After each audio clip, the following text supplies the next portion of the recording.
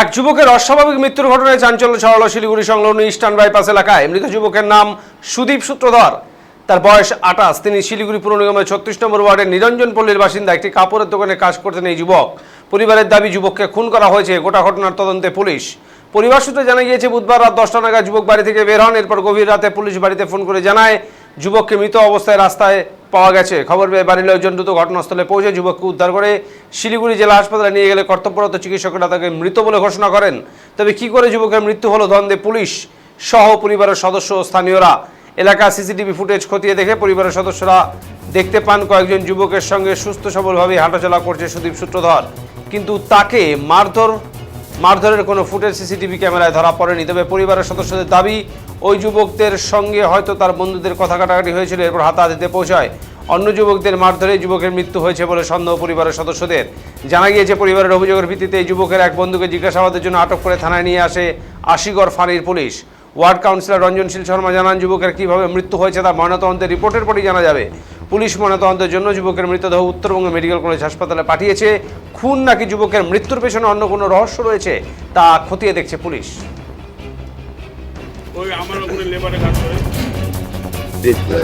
বাড়ি থেকে সকাল 10টায় বেরিয়েছিল। ওই তো বললাম যে রাত 12টার সময় পুলিশ আসছিল, পুলিশ এসে তাকে নিয়ে গেল। তারপরে গাড়ি করে আমাদের নিয়ে গেল হাসপাতালে। তারপরে ডাক্তার বলছে যে মারা গেছে। আর পুলিশ কি বলছে এটা এই বিষয়টা নিয়ে? সেটা আমি পুলিশের সঙ্গে আমি কথা বলিনি। কারা কারা ছিল জানতে পেরেছেন ওর সাথে? সেগুলো তো ফুটেছে দেখাইলো তো। চিনেন কাউকে? হ্যাঁ, দুজনকে তো সঙ্গে সঙ্গেই উঠায় নিয়েছে পুলিশে। দুজনকে? হ্যাঁ। তাদেরকে চিনেন আপনি? হ্যাঁ চিনি।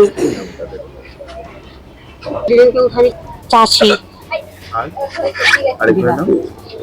দেবাকে উঠাইছে কিনা ওখানে তো নাম বলতেছিল।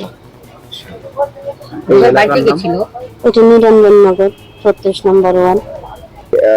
একটা মার্ডারের খবর পাওয়া যাচ্ছে, কি ঘটনাটা বলুন তো? না, প্রথম কথা হলো যে মার্ডার কিনা বলতে পারছি না। আমি ঘটনাটা শুনলাম যে এই ধরনের ঘটনা একটা ঘটে গেছে, যে গতকাল রাতে ওরা আমি এটা ওদের কিছু ওখান থেকে শোনা বা দেখা কিছু ক্যামেরার বন্দি তাদের দেখলাম যে ওদের একটা নেশার একটা গ্রুপ এখানে আছে, বহুদিন ধরেই আছে একটা। ছেলেটি যে নেশাগত তাও ঠিক।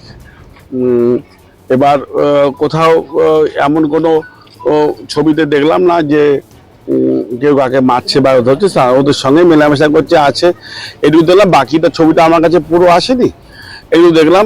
আর এদের দিকেও কেউ এখনো দেখেও নি যে ঘটনাটা ঘটেছে। এখন বাকিটা নির্ভর করতে হবে। এটা যেহেতু খুব নেশা করে, নেশার জন্যই ঘটনা ঘটেছে আর না অন্য কিছু হচ্ছে, সেটা পোস্টমর্টম রিপোর্ট না আসলে কিছু বলা এখন এই মুহূর্তে ঠিক হবে না।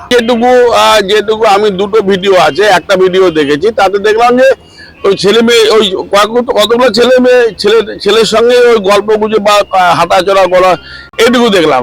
আওয়াজ তো কিছু পাওয়া যাচ্ছে না। তখন ওকে সুস্থ সবলই দেখলাম, এদিক দিয়ে কোনো ইস্যু দেখলাম না যে আসেনি। আর গতকাল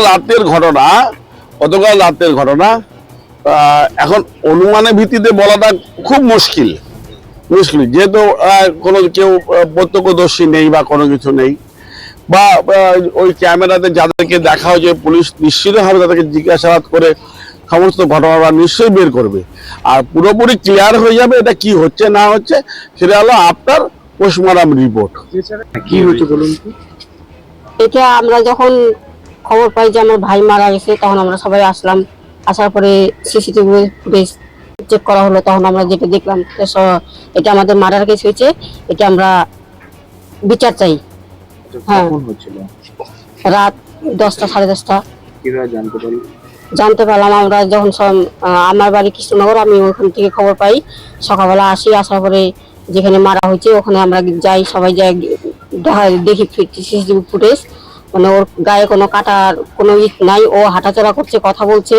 ওদের সঙ্গে কথা বলার পর ওদেরকে টাইনে নিয়ে হাসায় শোয়ানো হলো, পরে সাইকেলটা আনা হলো।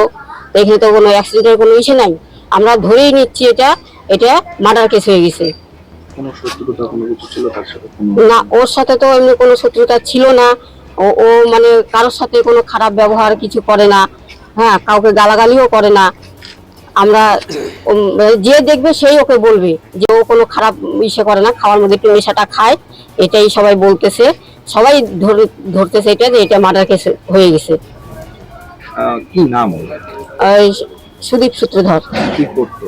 জামা কাপড়ের দোকানে থাকতো, কোথায় কাজ করতো? এই শিবক রোডে।